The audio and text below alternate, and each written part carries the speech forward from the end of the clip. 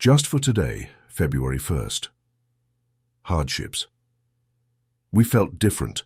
Only after surrender are we able to overcome the alienation of addiction. Basic text, page 22. "But you don't understand," we spluttered, trying to cover up. "I'm different. I've really got it rough." We use these lines over and over in our active addiction, either trying to escape the consequences of our actions or avoid following the rules that applied to everyone else. We may have cried them at our first meeting. Perhaps we've even caught ourselves whining them recently. So many of us feel different or unique. As addicts, we can use almost anything to alienate ourselves, but there's no excuse for missing out on recovery, nothing that can make us ineligible for the program. Not a life-threatening illness, not poverty, not anything. There are thousands of addicts who have found recovery despite the real hardships they've faced.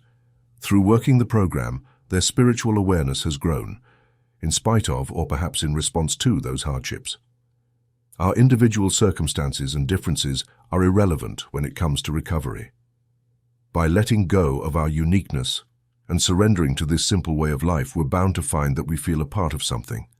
And feeling a part of something gives us the strength to walk through life, hardships and all. Just for today, I will let go of my uniqueness and embrace the principles of recovery I have in common with so many others. My hardships do not exclude me from recovery. Rather, they draw me into it.